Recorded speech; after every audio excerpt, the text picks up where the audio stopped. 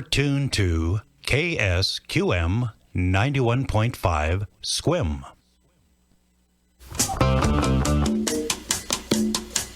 It's Gardening with Ciscoe.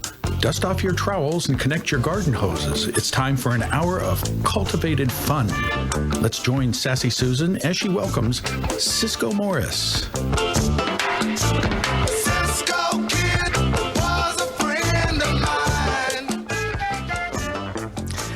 Ciscoe kid was a friend of mine. Well, good morning, Ciscoe. How are you today? Hey, Sassy Susan.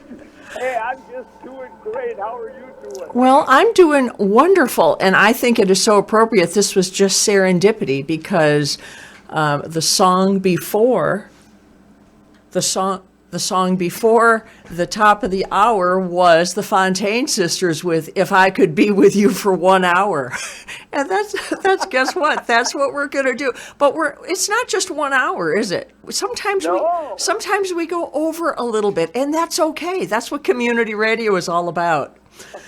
Well, right now it is 2 minutes past 9. I did want to get a plug into Art, Farmer Art. It's so appropriate that his show precedes your show, because he was telling me all about the things that he's pulling out of his garden, and the lettuce is just about done, and they're pulling carrots. And I mean, he just has, and he's the guy that kissed your ring when you were in here the first time. And so he always does a great show. And it is, right now it is 60 degrees here in SQM, and the air is so still. It would have been great for a hot air balloon ride today, but we're here with you. So how are you doing? I got your email, and it sounds like you've been really, really busy this past week. Yeah, it's really funny because, when the pandemic started, I thought, oh my gosh, I'm not going to be doing anything because usually I'm out giving garden talks. But I'm happy to say I'm doing a lot of Zoom things. A lot of people write me and ask me on email, are you writing anymore? Because, I wrote for the paper for 17 years. But right now, the main writing I'm doing is for the Bellevue Botanical Garden. They have a wonderful newsletter called The Buzz. And there's three of us that write for that. My good buddy Nita Jo Roundtree and Daniel Sparler, who I call the plant genius. That guy, he is unbelievable. And his articles are really fun. And then I write for them. And the next one's coming out October 1st. And you got to be a member of the nonprofit garden, Bellevue Botanical Garden, in order to get it. But it's a lot of fun. But now the three of us are making Zooms that are going to be on Facebook Live every Thursday now. And they'll be our favorite plants. So we're trading off. And the next one's September 3rd. That's going to be Nita Jo Roundtree. So we did a whole bunch of tests to get that going. But they're a lot of fun. So the problem was the other two did a really nice little test, and I couldn't stop hamming it up. They had to say, all right, that's enough, you fool. Well, now, there, all these things that you're involved with, are they all listed on your are they all listed on your website? If people weren't able to write down when these things were going to be broadcast, if they go to Ciscoe.com, can they get that information? Okay, perfect. Usually, it doesn't have when I'm on Evening Magazine next on King 5. That's Tuesday night. So all you people, 7:30 Tuesday night. That was one of the things I was going to ask you, because I got your email this morning, and I was wondering when you were going to be on Evening Magazine, because my husband and I love to watch Evening Magazine, and if you're on, it's even better. Oh, that's a lot of fun. I love doing it, And my next one's going to be 3 mistakes that you don't want to make in your garden in fall. So it's 3 minutes long, so it's going to be 1 minute per mistake. Well, I do have to tell you that all of the suggestions that you gave me about safety in the garden, I have incorporated them into my diabetes presentation that I'm going to be doing on Tuesday. So Tuesday's a full day. We've got the diabetes support group with your information, and then you're on Evening Magazine Tuesday night. So it's a Ciscoe overload day on Tuesday. Well, and it's so important. I think it's so important for people to get out and garden, and I don't know a lot about diabetes, but I'm sure it's a tough thing to live with. But so it's probably more important than ever for those people to be really careful when they're out gardening to do it right. And so I think that's really neat that you've got that group helping people learn to garden well. One of the tips I sent you is don't fall down in the garden. That's what I've been telling everyone. I'm not going to say any more because I want to make sure that they tune in to hear the helpful hint. Well, I have to tell you one funny story. This friend of mine, he was trying to tug out some bamboo he was digging out on a really steep hill. Ooh. And when it came out, he went flying down the hill. But the only casualty out of the whole thing was he flattened a whole bunch of his partner's flowers. And he felt so bad having to confess what he did. His partner says, you didn't get hurt, you fool, Yeah, that bamboo can be really invasive. We have some bamboo that we're trying to keep under control. But I did want to read, I have had, since you have been, this is your third show with KSQM, and I have to tell you, I do know a lot of people in Sequim, but everyone that I talk to says, how did you get Ciscoe? He is so much fun.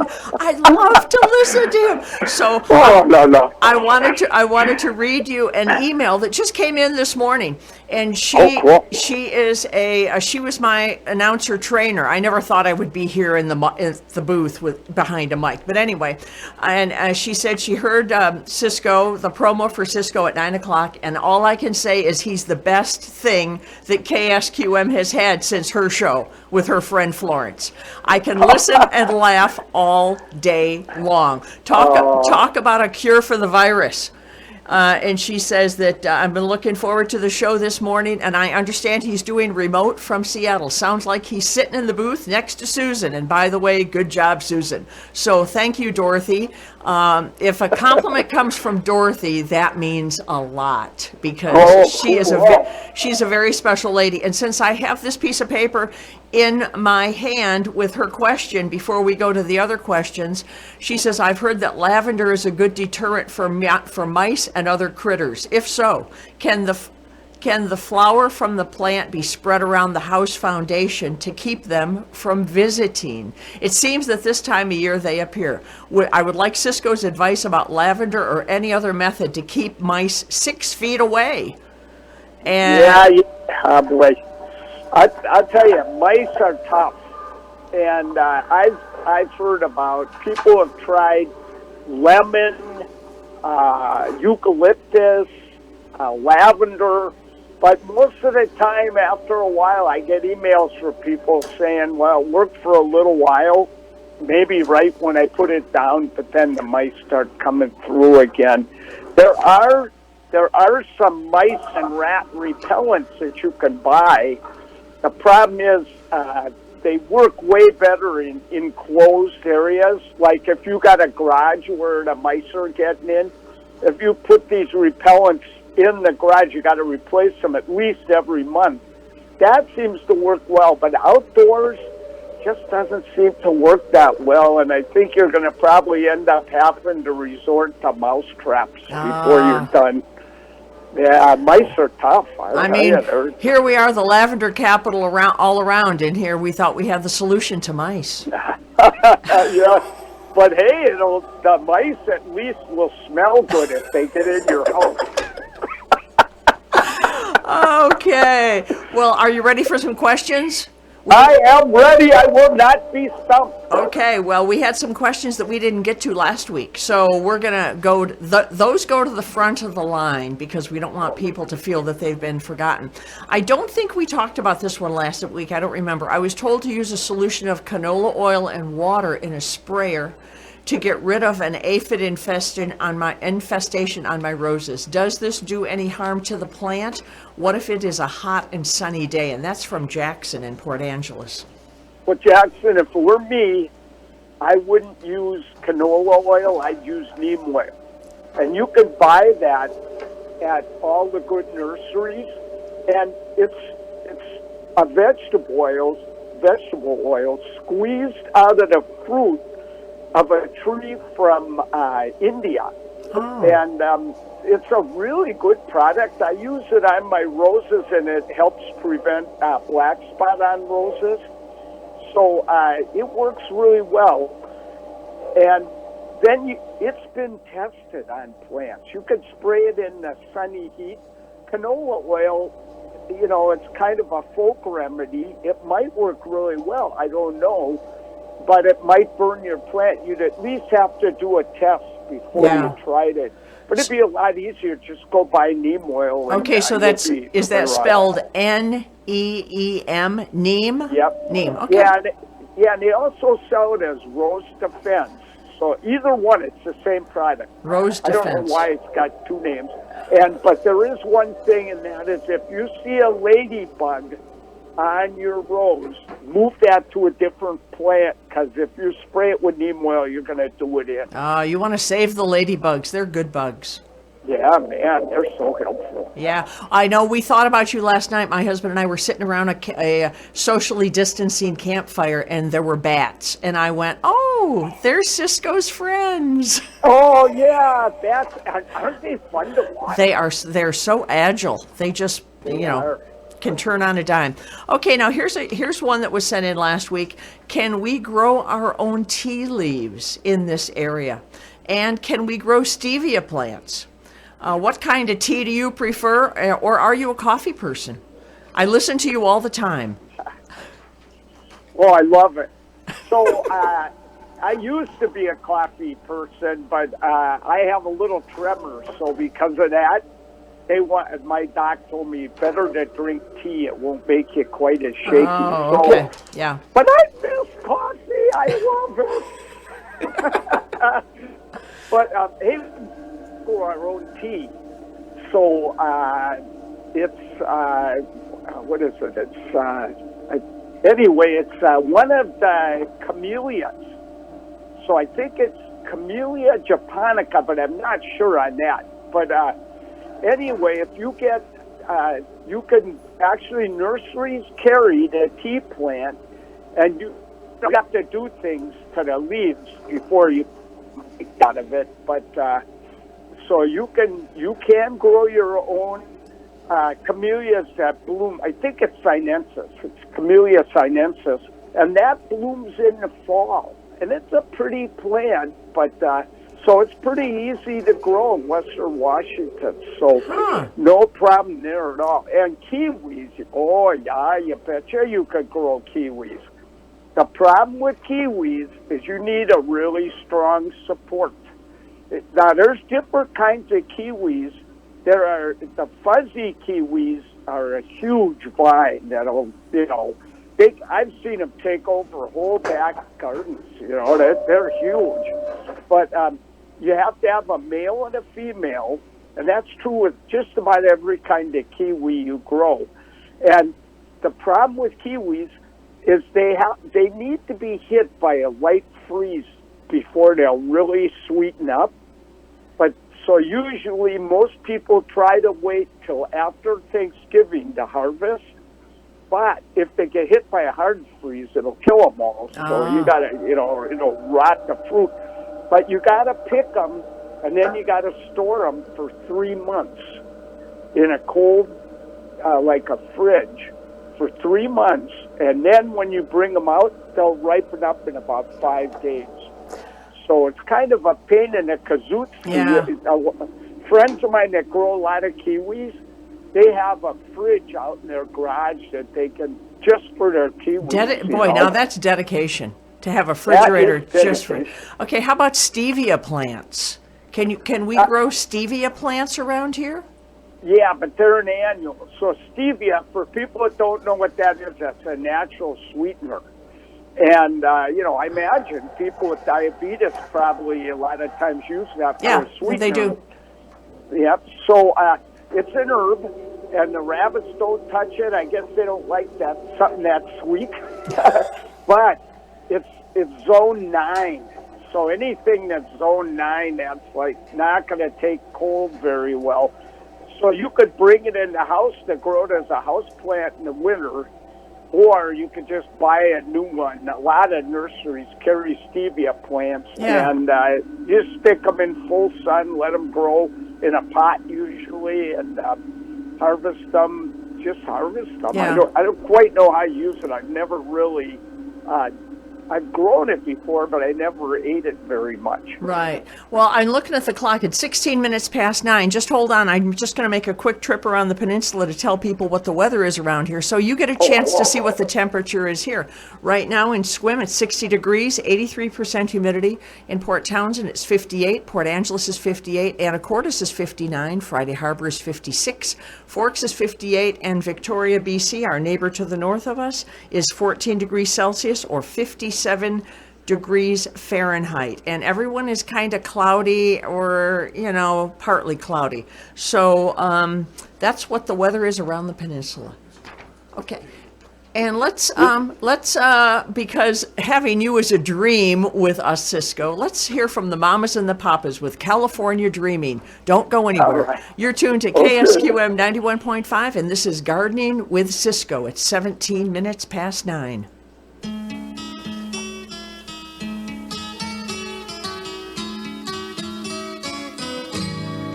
All the leaves are brown, and the sky is gray, I've been for a walk on a winter's day, I'd be safe and warm if I was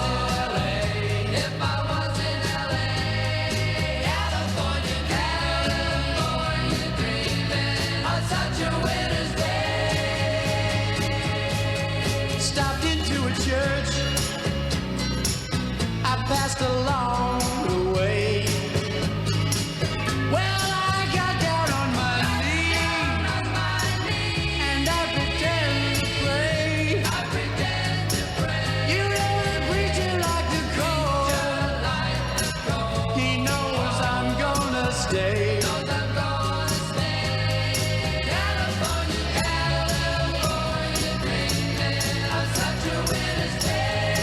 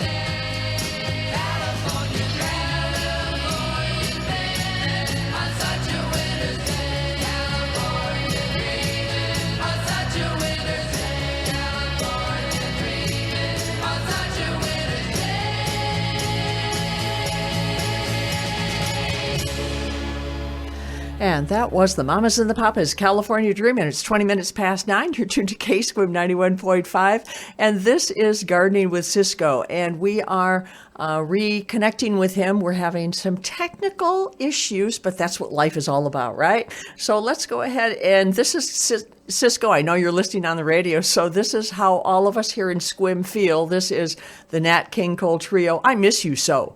KSQM 91.5.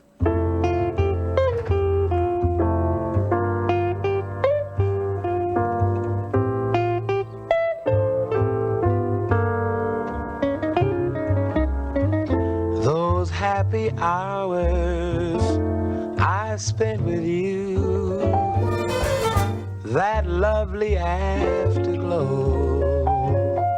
most of all, I miss you so.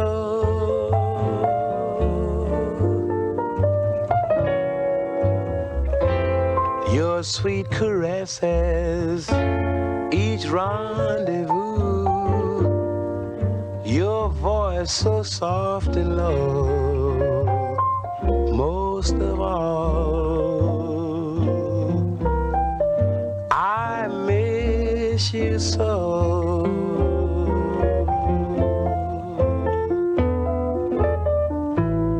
You once filled my heart with no regrets, no fears. Now you'll find my heart filled to the top with tears. I'll always love you and want you to.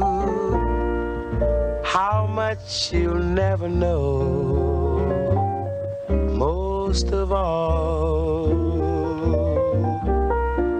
I miss you so.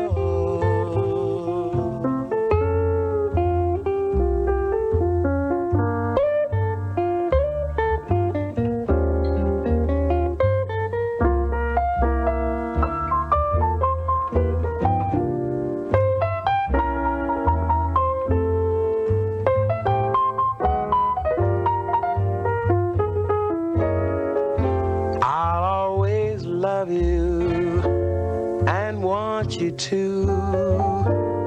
How much you'll never know. Most of all,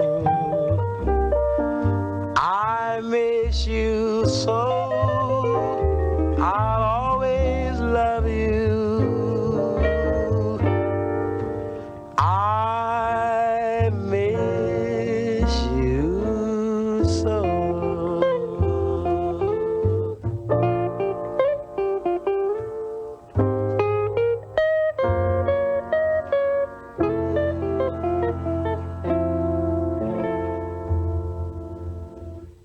It helps if you turn on the mic. How was that, Ciscoe? Did that make you miss us too? Ciscoe, can you hear me?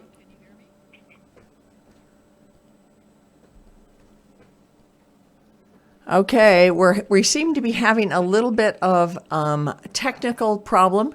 I can't hear Ciscoe. I don't know if Ciscoe can hear me. It's 23 minutes past 9. You're tuned to KSQM 91.5, and this is Gardening with Ciscoe.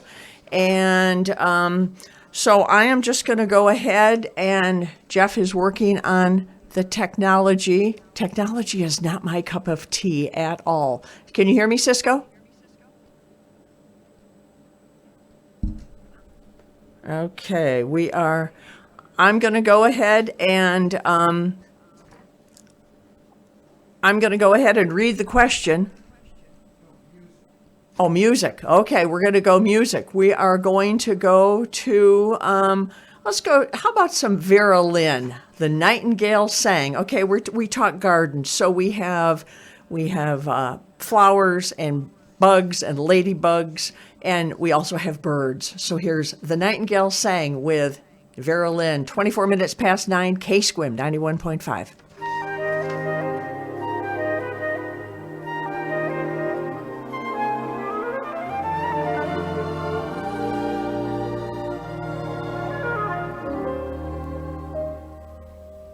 That certain night, the night we met, there was magic abroad in the air.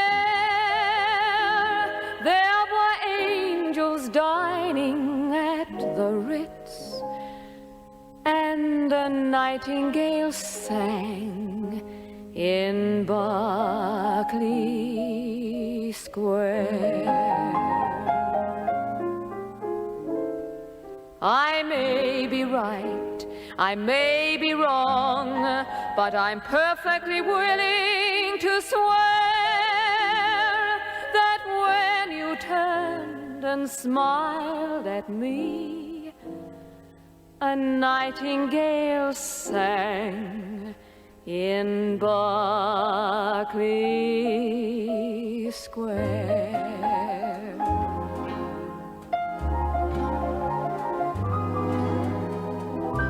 The moon that lingered over London town, poor puzzled moon, he wore a frown. How could he know we two were so in love? The whole darn world seemed upside down. The streets of town were paved with stars. It was such a romantic affair. And as we kissed and said goodnight, a nightingale sang in Berkeley Square.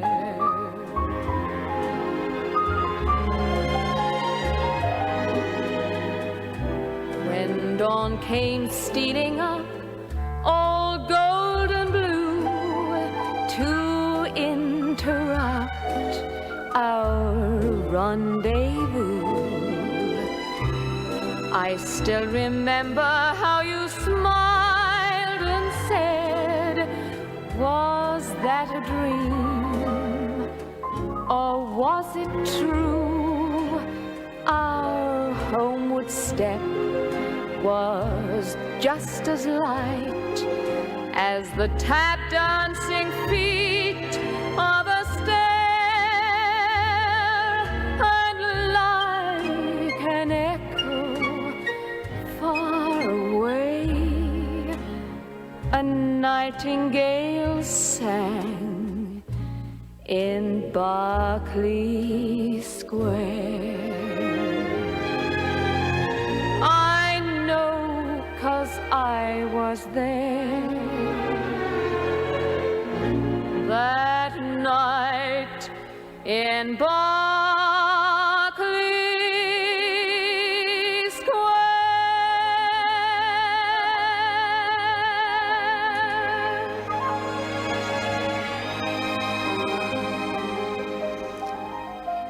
And that lovely voice was Vera Lynn with The Nightingale Sang. It's 28 minutes past 9. Are you with me, Ciscoe? Yeah. Okay. And I gotta tell you, I am so entertained right now because I'm looking out my office window and I've got kind of a bird sanctuary in the backyard. And 2 crows just flew into the bird bath, one with a whole slice of bread. You have never seen a battle over bread like this. One of the crows just pushed the other one right out of the bird bath. Yeah, we have some crows in a tree near us, and one has a white feather in his tail, so we call him Raven Whitefeather. And I feed him I feed him bread too. Well, let's do one more question, and then we'll let you do your plant of the week. How's that? Okay. Okay, this is a question from last week. I've seen pampas grass in a couple of locations along Old Olympic Highway in Agnew and Sequim. Could birds of paradise also grow here? And this is from John in Sequim. Well, John, you can grow birds of paradise, but it's going to be a house plant. You could put it outside for the summer, though. Get it used to full sun slow, Don't just stick it out in full sun. Whenever you do that with a house plant, you're going to burn it up. So you got to start it out with only morning sun, and then let it get accustomed to the sun by leaving it out a little more every day. But if you fertilize the living tweedle out of it with a good soluble house plant fertilizer, give it a lot of sun, keep it well watered. A lot of times they actually flower, and you get a really cool bird of paradise flower. I managed to do it once, and I had that bird of paradise about 5 years, I think, and it only bloomed once. But But still, when it bloomed, it was so cool. I had bragging rights for everybody I knew, so it's worth a try. It's worth a try. Well, what plant of the week do you have? What are we going to learn about today? I have the coolest plant. Now, the video's not in my website yet, but Mary's working on that. She'll have that in there pretty soon. But this is a real rare gem that, I'm such a plant collector. When I walk into a nursery, as soon as the nursery people see me, they always come running up and go, have I got something to show you? They know they're about to sell a plant, And, You're the expert. Oh, and I'm so addicted to plants. If I see a rare plant, I gotta have it. So this rare gem is called Ginkgo biloba. So that's the normal ginkgo tree, but this one's called Snow Cloud, and it is a dwarf, and no one knows how tall it's going to get. It's so new. But the leaves, it has the regular ginkgo leaves, but they come out bright yellow, then they get green stripes, and then they end up white and green striped. It is so spectacular, it's unbelievable. My guess is it'll never get over 15 feet tall. I'm hoping no more than 6 feet tall. And here's the thing. I've bought variegated ginkgo trees before, and the problem is they always, these trees, a lot of these special trees that we buy, the way they come about is a cell mutates. And when it mutates, so somebody comes out and they look at their ginkgo tree and they go, look at that branch has leaves with stripes in them, So somebody takes cuttings and they grow those on, and then we buy them. And the problem is that if a tree comes from a mutation, often they mutate back to the other tree that they came from. And I've had a lot of variegated ginkgo trees, and they just revert back to green, and the green tries to take over. It's horrible. But on Snow Cloud, from all the research I've been doing on this, it doesn't tend to revert back. It's real stable. So I've got it in this a little plant container full of all kinds of plants with it. And I'll tell you what, it is so spectacular. The only bad news is this plant is so rare, it's really hard to find. So if you see one, don't care what it costs, buy it no matter what, because you're going to love it.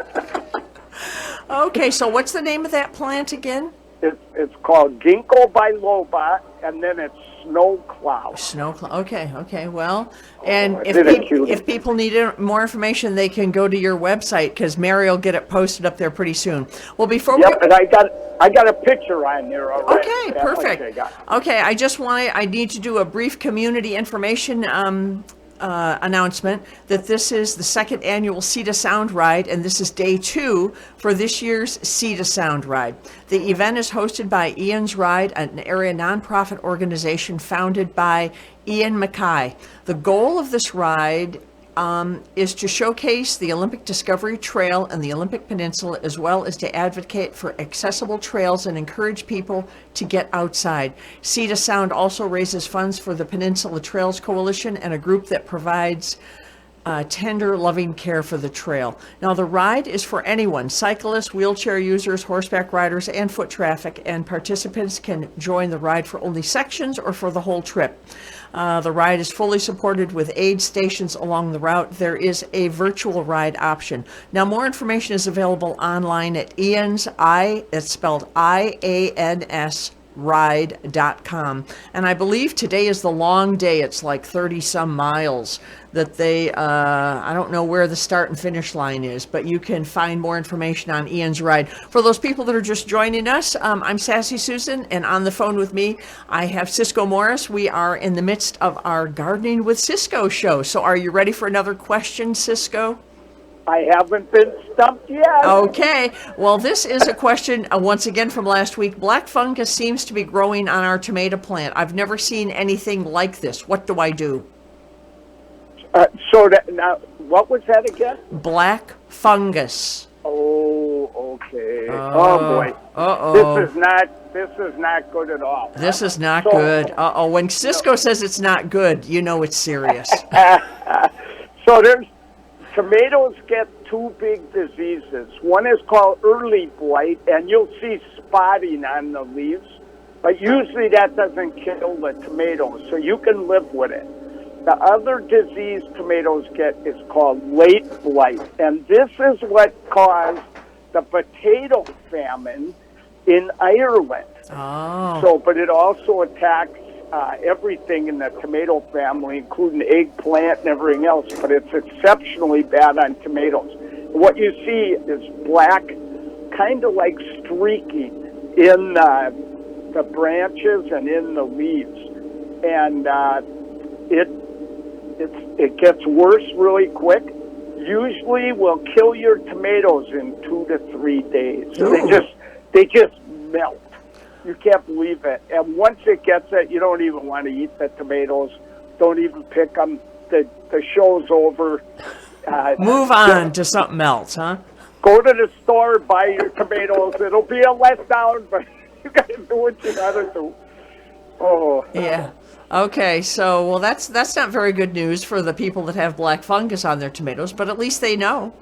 Yeah, they know. That's right. Okay, now, what is bone meal made of, and is it dangerous to cats?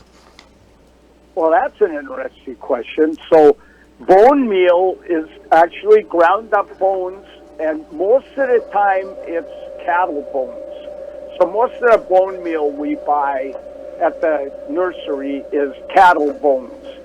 And there is a problem with that, but I'll explain that in a second. But there is another kind of bone meal that works just as well. And bone meal is real high in phosphorus, which is what makes flowers happen and roots grow well. So a lot of gardeners like to use it. I put a little in my containers when I planted tomatoes so they get extra calcium. So, which they like, and extra phosphorus for better blooming. Okay, there's two problems.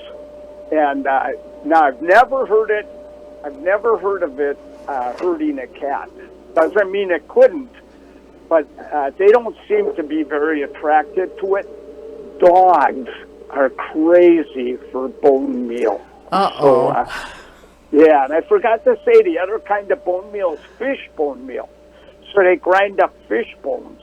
Now, I use fish bone meal, and the reason I do is because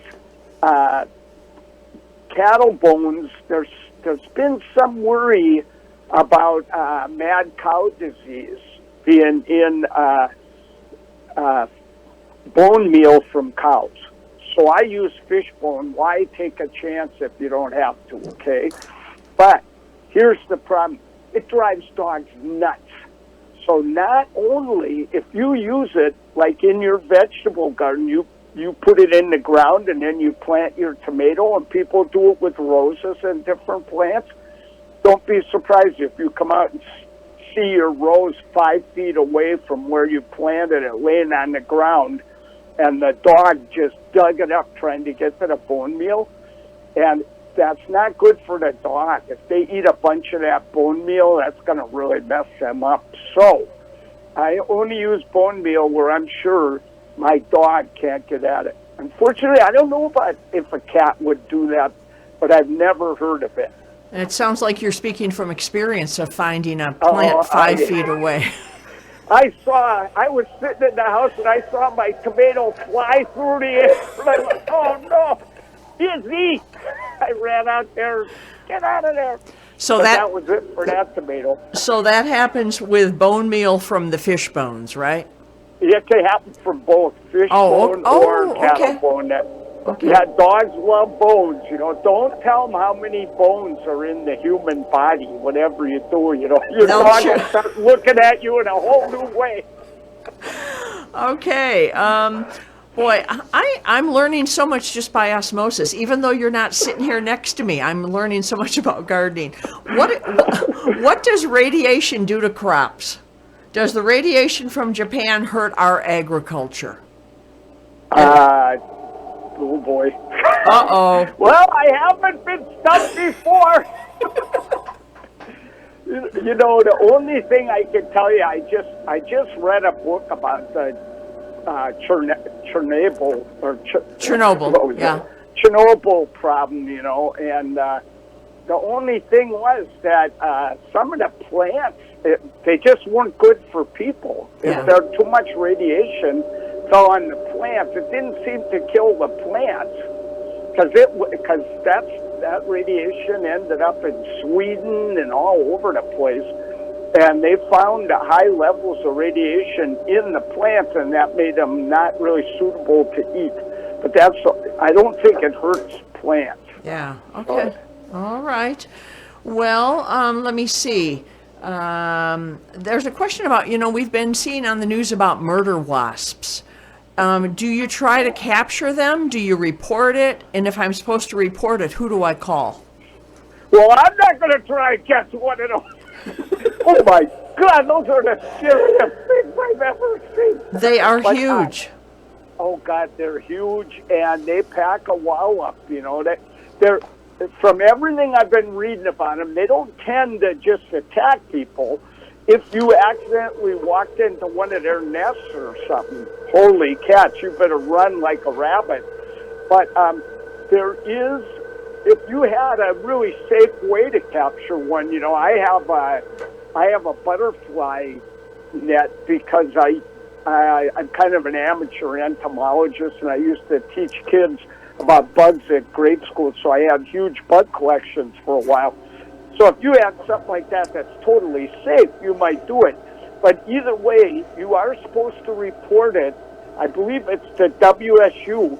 So if you just put in, the giant wasp, it'll come up on your website where you should report it and everything. And I think that's really important. We want to know where those are and if they're moving in.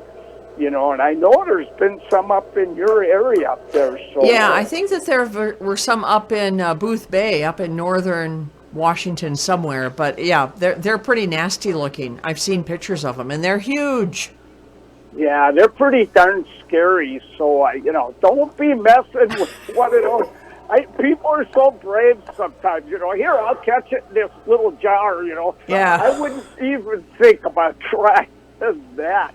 But do report it. It's easy to do. You go on the web, you'll find where to report it. And, perfect. Let's hope we don't see too many of those guys. That's right. Well, for those of you just joining us, we are doing Ciscoe with Gardening. Gardening with Ciscoe on KSQM 91.5, and we're just having too much fun. It's 17 minutes to 10. Let's do one more question, and then I'll do the local weather. Okay, here's one that I think a lot of people can identify with. Rabbits. Dozens of those pesky little things. They're doing a lot of damage. How do I keep them from destroying everything? Now, you might say, make friends with a Frenchman. That's what you said about the snails. But that's not a bad idea. They love to eat buddies. So what do you do about rabbits? You know what's funny? When I was a kid, I had a pet rabbit. It was a little white rabbit. Of course, I named him Snowball. And, oh, my God, I love that rabbit so much. Now I hate bunnies. I hate those things. They're in my garden all the time. They eat up my ornamental grasses. They ate my broccoli, my Brussels sprouts. And so here's the thing. You can fence them out. But the fence has to go underground, but they don't like digging very far underground. Okay. If you go 6 inches underground with chicken wires or, some kind of fence like that around your veggie garden, that'll keep them out. But I can't put them around all my ornamental gardens and everything. So there are rabbit repellents that work pretty good. The best one is called Plant Skid. And from all the emails I get from people, everybody tells me this stuff works. But you know what it is? It's dried pig blood. Oh. My wife is like, you're not putting that out in our garden. And I hear when you put it out, it is not an aroma that you're going to you're not going to walk in the house with that on you. I guarantee you'll get kicked right back out the front door. But it's supposed to look pretty good. The only thing is I've been having trouble finding that, and I don't know for sure if you can use that in your vegetable garden. You want to read the label, and if you're going to use a repellent in your vegetable garden, it's got to say, okay to use around edible plants. And a lot of them aren't. So you don't want to get something on your plant that's going to be bad for you. So you said that was called plant skid? Yeah, plant skid. Skid. Yeah. Okay. Yeah. Now, the only other thing I couldn't recommend, get a wiener dog. They'll take care of anything that comes in your garden. Okay, well, it's 14 minutes to 10 right now. You're tuned to KSQM 91.5. I just need to do the weather real quick, and then we'll get back to our next question, Ciscoe. So just stay with me. This morning weather report is made possible through the support of Susie Sanders, financial advisor with Edward Jones. The National Weather Service says today will be sunny with a high near 69, west-southwest winds 6 to 13 miles an hour, becoming north-northwest in the afternoon. Mostly clear tonight with a low around 48 degrees. West wind 7 to 14 miles an hour with gusts as high as 20. On Sunday, mostly sunny and 69 degrees. Sunday night, a 40% chance of rain, mostly cloudy with a low around 52. On Monday, mostly cloudy with a high near 71, and the remainder of the week should be mostly sunny with daytime temperatures in the mid-70s and overnight lows in the mid-50s. There is a small craft advisory in effect from 2 p.m. this afternoon until early tomorrow morning for the local waters off the peninsula through the Strait of Juan de Fuca. Mariners can expect westerly winds to 25 knots. This morning's weather report is a service of the KSQM News Center and is made possible through the support of Susie Sanders, financial advisor with Edward Jones. So that tells people that we've got some pretty good weather coming up right now. Right now in Sequim, it's 58 degrees. Wind has picked up a little bit. It's 7 to 8 out of the northwest. And with us, we have Ciscoe Morris with Gardening with Ciscoe. So let's see. Susan, Yes. Susan, it's starting to feel like fall out there. I know. It's getting, when I take the dog out before we go to bed at night, I have to make sure I have a kind of a nice warm coat on because and the stars this morning were just lovely. He woke me up at 4:15, and the plus was I thought of you because I thought this is when Ciscoe had to get up to drive all the way into Sequim, but the stars were absolutely gorgeous. But You're an awful good dog, Mama. Well, I get up at that hour and take the pooch out. Well, it's either that or clean it up in the house. So, that's the... Yeah. Okay, so let's talk about moles. Moles are ruining my lawn, and I didn't call this one in, but I could because we have moles. And how can I get rid of them without hazard to my dog? He is a digger. Oh boy, yeah, and they're going to try and dig those moles all the time. So moles are very interesting, and there are about 12 billion folklore remedies to get rid of moles, but I've only found one that works so far. By the way, for anybody that doesn't know it, we passed a law in Western Washington, or all of Washington, pardon me, that it's illegal to use mole traps. So you can't use any kind of trap that catches a mole. So you have to use some kind of folklore to try and get rid of those guys. So the one that works the best from all the emails I've gotten and everything is to use mint. Now, in my website, if you kind of hunt around in there, you'll find, I think it's under topics, you will find my recipe for mole blaster. And someone sent this to me one time, a long time ago, but I've used it and it's worked for me. So you take 2 handfuls of mint leaves and pliable mint stems. You put them in your blender, and remember, this is in my book and in my website. And then you stick them in the blender, 2 handfuls of mint, and add a little water and make a slurry out of that. So just enough water to make a slurry. Stick that in a big soup pan, half full of water. Get it to a boil, simmer for 30 minutes. You can dilute that to make 6 gallons of mole blaster, and I just put that in my watering can, go around and pour it anywhere the moles are working, try and get it down the mole holes where they send up those big hills. And almost always, if you do this, almost always, the moles pack up their bags and move to your next door neighbor's yard. They do come back, though, so you better have a supply of that mole blaster ready to go. But it does work pretty good. Yeah, so 2 handfuls of mint, put it in a blender with some water, make a slurry, and then dilute to make 6 gallons, huh? Oh, you have to boil it. You have to boil. What does you got to boil it. Let it simmer for 30 minutes. Okay, what does the boiling do? Well, I think when you get it boiled, it really gets the infusion of the mint into the water. And then I have 6. I used to buy distilled water when I was raising these special orchids and stuff. So I have 6 old 1-gallon plastic jugs out in the garage, and I put equal amount in each jug and then fill them full of water, and that dilutes it perfect, and shake it up really good. And it really does work pretty good. One guy came to one of my talks and said, I don't make all that mole blaster like you do. He said, I take a mole stem, crush it, and put it down the mole hole. And he says that works. I'm not sure about that. You mean a mint stem? A mint stem. You said a mole stem. Yeah. Oh, a mole.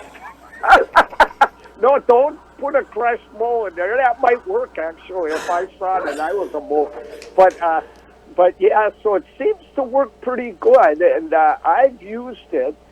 You'll never get more than 5 moles per acre at any one time, but when you catch a mole or get rid of a mole, sooner or later another mole sees that mole run is open, and it comes and opportunistic, yes, hey, yes.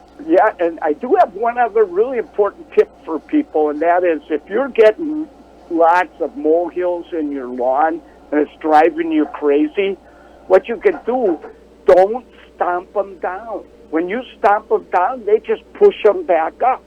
But if you just rake the dirt out into your lawn, that'll be good for the lawn, and they'll never push another molehill up there. They'll still be running around eating worms down there. They never eat plants, by the way, just worms.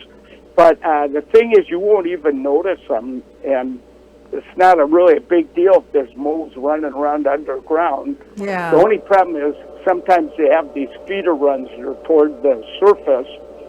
Well, I'm going to have to use your advice because we have some moles and I've been stomping them down. So if I just rake the dirt away and put it in the grass somewhere. Okay. Yeah. Okay. Yeah, that works, and then they'll never make a hole in that big mound in that spot again. All right. Well, that's good advice. Well, right now it's 7 minutes to 10. You're tuned to KSQM 91.5. And let's see. Oh, here's a good one. What is the very best ground cover and shrub to plant in order to stabilize a steep slope in the county area south of Sequim? So someone lives on a hillside and they want to stabilize that land. What would you recommend? That's, first of all, I always warn people, if it's pretty unstable, you might want to have an engineer come out and take a look, because plants do a pretty good job of stabilizing hillsides, and there are a lot of recommended plants. But you got to be really careful because, first of all, if you walk around on that slope planting those plants, that can undermine it. So just be aware that, you might want that looked at. But what normally is recommended, one of them is Oregon grape. So if it's a shady hillside, Oregon grape does really well. One plant I found that really holds a hillside well are Rosa rugosa. So they're kind of shrub roses that come from China. They got nasty prickers, to say the least. And deer will eat them, but they survive. So, but there's one called Rosa rugosa alba, and they have spectacular white flowers. they seed like crazy all over the hillside, and they send really great roots to hold the hillside. So that's another one you could try. And a lot of people use grasses, ornamental grasses, because a lot of them send deep roots, so something that doesn't grow too tall, but like a miscanthus or some grass like that. Any of those do a pretty good job of holding the hillside. Okay. All right. Well, let's see. How about rhododendron? Here's a rhododendron question. It's grown way too big, and I need to know what to do with a rhododendron that has grown way too big. I want to keep it. Can I cut it back? And what is the best time to do so? Will it continue to bloom if I cut it back? Well, that's the thing. Rhododendrons are an amazing shrub because if it's 50 feet tall, you can cut it to 4 inches above the ground and it will come back. As long as it's healthy, they have these hidden buds under the bark that always grow out as branches no matter where you cut them to. So a lot of times people buy a beautiful rhododendron, they love the flower, but they don't realize that there are rhododendrons that can get 50 feet tall, and a lot of them will get at least 15 feet tall. So, yes, you could cut them way down and they'll grow back. Here's the problem. Let's say it's in front of your picture window and you want to enjoy seeing the flowers, but you don't want it blocking the light from coming in your house. Well, it's not going to bloom till it grows to about 8 feet tall again. That'll happen pretty fast. But by then, of course, it's blocking your window again. So there's another thing you can do to rhododendrons. So if it's out in the woods or something, or in a woodsy area of your garden, go ahead and cut it. But you won't see blooms for 3 to 5 years. But if it's in front of your window and it's driving you nuts, you could do what I did at Seattle University. I actually, that's a Jesuit college, and the priest called me up. I only worked in their garden if they called me up. So they called me up, and they said, we're having a big fight over this rhododendron in our private garden back here. It's blocking the view out through the chow hall window. So I go over there, and I went, instead of cutting it down, because if I do, it's going to grow right back, it'll block the light, and then it'll start blooming again, and it'll take 5 years. I said, why don't we just cut off the lower leaves and lower branches? And it had really pretty bark and everything. It grew up, and I said, I'll frame a view right through the main branches out into your garden. We'll have the canopy up above with all the flowers, get the best of both worlds. And all the priests were like, yes, this is what we want to do. But one priest, every 6 years, he would cut this thing down to 2 feet tall, and he insisted on doing it again. So I said, forget it.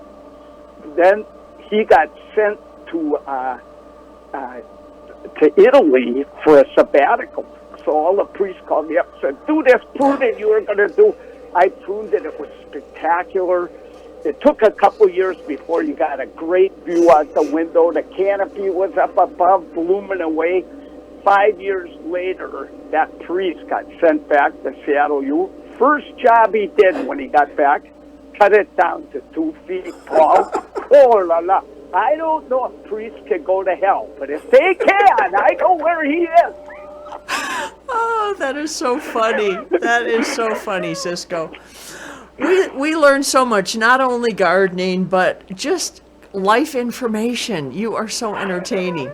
Well, it's 1 minute to 10 right now, and we need to do a station ID, FCC rules. We need to let people know what phenomenal radio they are tuned into, and this is Gardening with Ciscoe on KSQM. So here's Rick Perry. You're tuned to KSQM 91.5 SQM. And that is perfect. So are you still back with us here, Ciscoe? Yeah, you betcha. Okay, well, there was a song here that I am going, where did I put it? Anyway, let's see, I've been told that I may have mountain pine beetles. Is there a non-chemical way to eradicate these? Oh, that's really, really, really hard to get rid of pine beetle. And, this is sad because I went up to Canada to do some TV work about helping people learn to landscape in ways that help prevent wildfires from burning up their houses. And I flew up to Edmonton and a few other places, and all through the mountains you see red pines, and they have been attacked by the pine beetle. It's really hard. And, normally if you keep a tree healthy, then it is more able, because when a beetle bores into the wood on the main trunk, the tree spits it out with a powerful spray of sap. If the tree gets weak, or if too many beetles attack at once, the tree, it just doesn't have the defenses to kick the beetle out, and then they've had it. So about all I can tell you, make sure your pine gets adequate water, and don't let, too many things grow right around the roots of the pine, and try not to walk right around the base of the pine too much, and keep your fingers crossed. And hopefully, if there's not too many pines in the neighborhood that have got this problem, then maybe it'll survive. Okay, that was from Daryl in Port Hadlock. So, Daryl, hopefully that'll give you some information that'll help you with your pine beetle situation. All right, Jeff has come in. We have a few more questions. Since we are not commercial radio, we go past the top of the hour. We'll be on, for all you listeners, we'll be on until maybe 10:20, 10:30, something like that. And I have a perfect song when we're all done. I have a perfect song that I'm going to play as your sending song. All right. So here, this is from Glenn in Port Angeles, and he says, "What is the very best type of bark for weed suppression?" And then he wants to know, does it also work on teenagers? I don't know about the teenagers. That's a tough one. But I'll tell you my favorite mulch. So when we talk about mulch, it means something you put only on the soil surface. And its job is to kind of act like a blanket to keep the rain from compacting the soil, to keep the rain from leaching out nutrients, keeps the roots kind of warm in the winter, cool in the summer, and also suppresses weeds.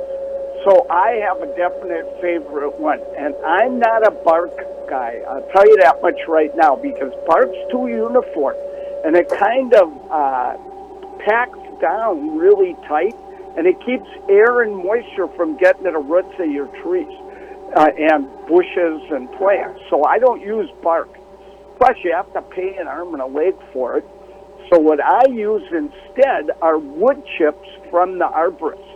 So that man or woman that's cutting down the tree and throwing those big branches through that giant grinder machine, the stuff that's going through that grinder is the best stuff you can get to put on your garden. So I just call them arborist wood chips. And so if you can get those, what you can do is you can put a layer out on your garden, and it really gives good weed control. So you never want to put it up against the trunk of a tree or a bush. You start at ground level, right where the trunk goes into the ground, and you can go up to 6 inches deep before the next plant if you want.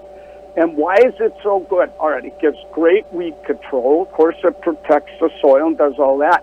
But there's something very interesting. I was a certified arborist for years, and I studied with this really famous tree doctor named Dr. Alex Scheigel, and we would go out and dig in areas where people had used wood chips for mulch, And what we found were these things called mycorrhizae, these little nodules on the roots of trees and shrubs and perennial plants. And what those nodules do, they're a fungus thing. They send out little feeders that find food and water for the plant, and in return they get rewarded with byproducts that come out of the roots. So you get way more of those when you use wood chips. Your plants just love it and thrive. But the other thing I got to tell you is that wood chips, they break down in 1 year, so you have to put them down every year. But where you've been using them for a long time, they break down into the best topsoil you've ever seen in your life. So definitely, I'm a wood chip guy. Now, there's one last thing I got to add here. How do you get the wood chips? Well, if you see a person out there, a certified arborist, cutting down a tree, you could come up and say, hey, would you take this over to my house, dump it, tell them where you want it and everything? And a lot of times they'll do it. Or there is a website, and it's all of Washington you can go to for this website, and it's called getwoodchips.com. Getwoodchips.com. And you could sign up on that, and it used to be you got them free. Now, it could take up to 6 weeks for them to give them to you. So what you can do is pay them a little cash, a little under the table there. A little under the Not table. really, but yeah, but they'll bring them quicker if you fork out a few bucks. Okay. Hey, I should give one little warning here. On one of my very first radio shows I ever had, this woman called in about the 8th week of the show, and her name was Mary. She was from Renton. And so I pushed the button. I go, Mary from Renton, how are you? She goes, I want to wring your neck. I wanted to say, oh, darn, did I lose her, you know? But I said, what did I do wrong? She goes, you know those wood chips you told me to get? And I said, yeah. She goes, I did just what you recommended. She said, I saw a guy working down the street, asked him if I could have the wood chips. He said, sure. She said, imagine my surprise when I came back 4 hours later and her husband, who had been taking a nap and had a big business meeting he had to go to, was standing on the other side of a 20-yard pile of wood chips right in the middle of the driveway, and the car was on the side he was on. And he's like going, where the heck did this come from? So make sure you tell him I want 5 yards to the side. Yeah. Oh, my.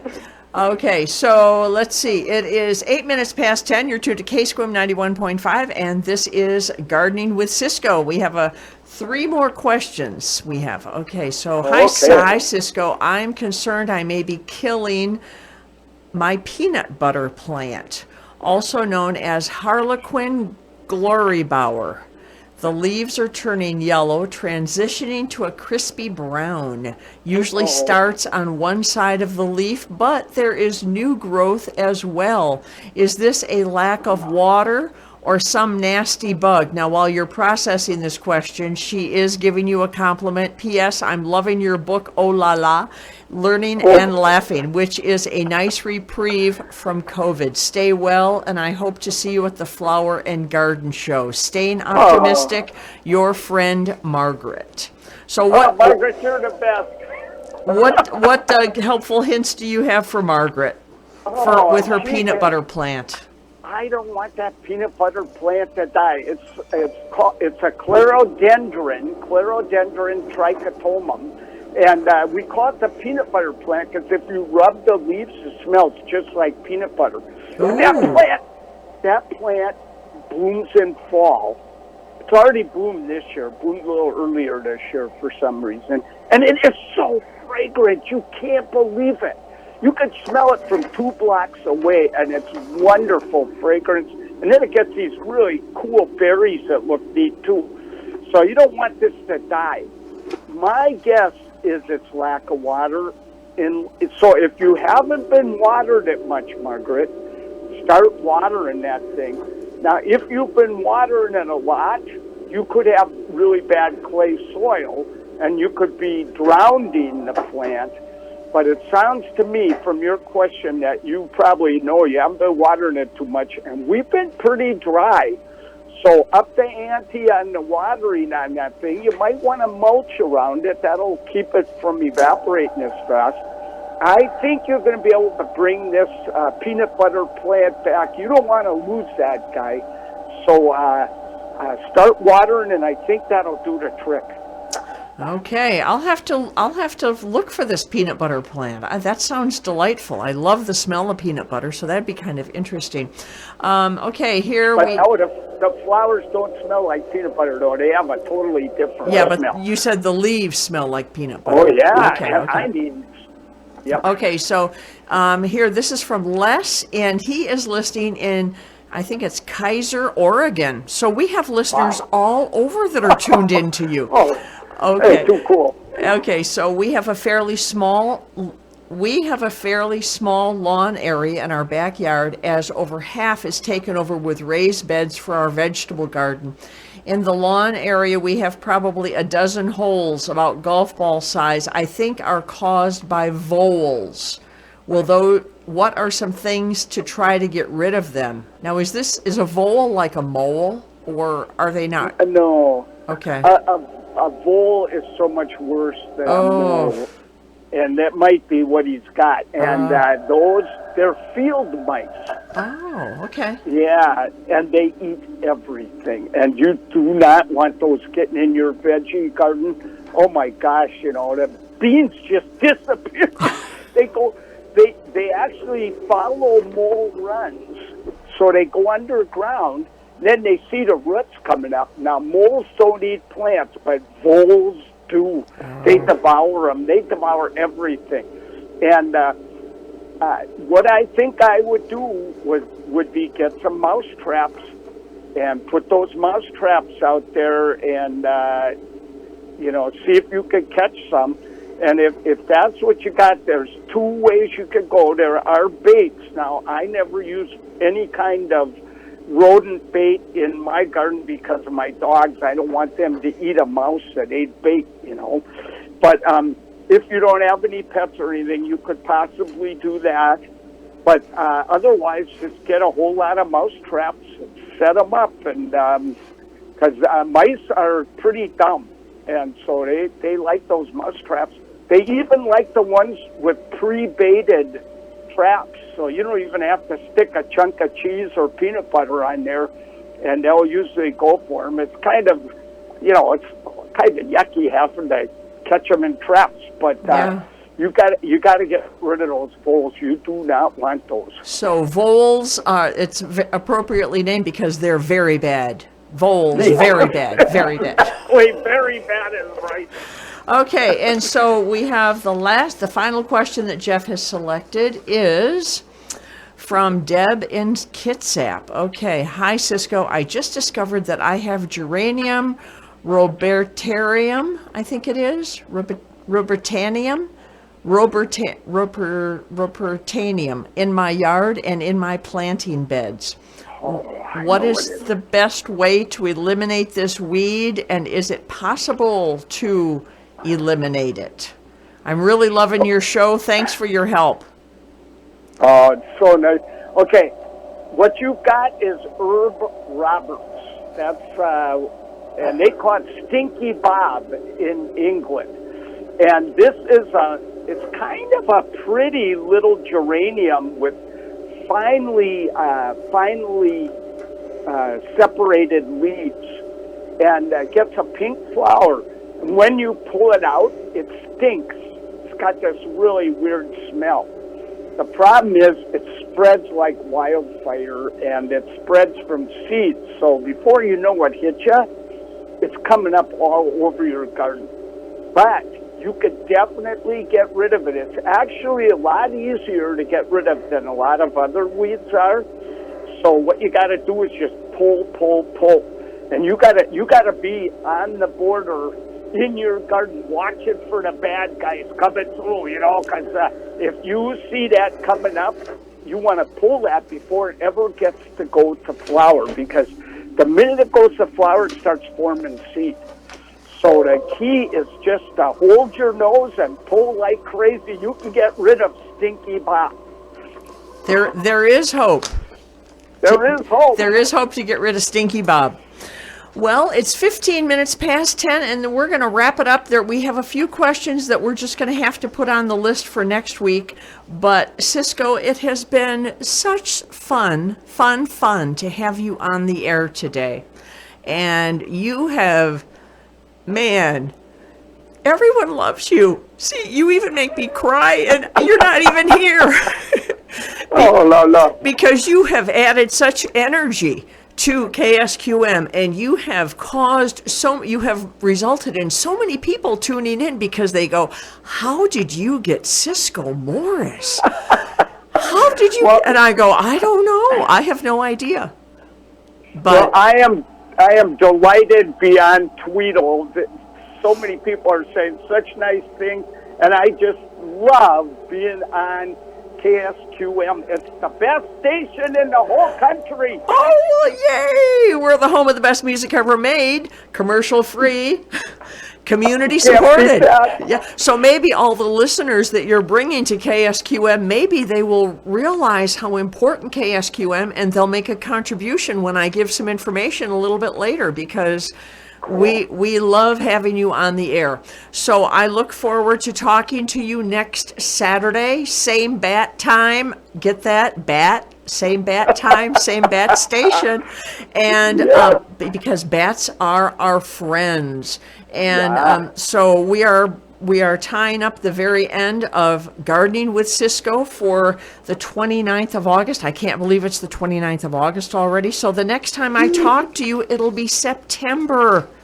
Wow. I know. And the days are getting shorter, and it's getting cooler at night. So we'll talk to you next week. You and Mary stay safe and take care of those pups. And here I have a great sending song for all of us here at KSQM and all of the listeners, because this is the Sandpipers with I Believed It All, okay? You have given us such great information, so we have believed every bit of it. So 17 minutes past 10, KSQM 91.5. Talk to you next Saturday, Ciscoe. Bye-bye. Okay, bye, everyone.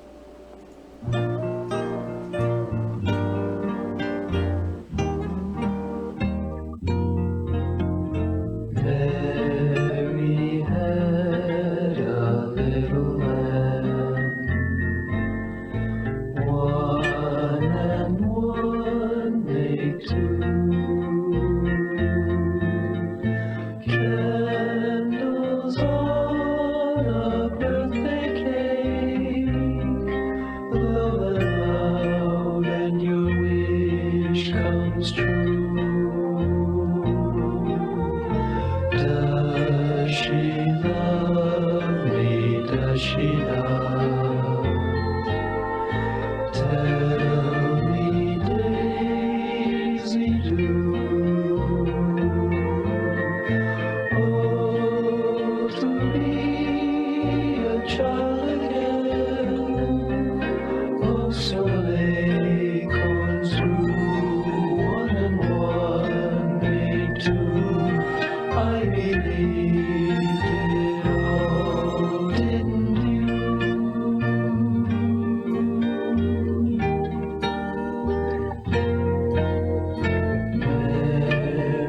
I remember when every day began with strawberry jam and laughter, and every story ended with happily ever after. I remember feeling that I would be safe if I didn't step on a crack. The days when the sun was up ahead and the wind was at my back. And your wish comes true. Does she love me? Does she not? Tell me, Daisy, do. Oh, to be a child again. Oaks from acorns grew, one and one made two. I believed it all,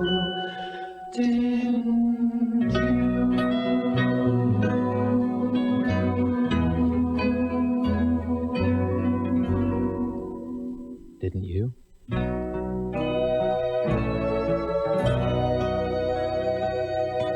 Support for KSQM comes from Susie Sanders, financial advisor with Edward Jones. Located in Port Angeles at 802 East 1st Street. The telephone number is 360-452-3577, and the website is edwardjones.com. Edward Jones, Making Sense of Investing, member SIPC.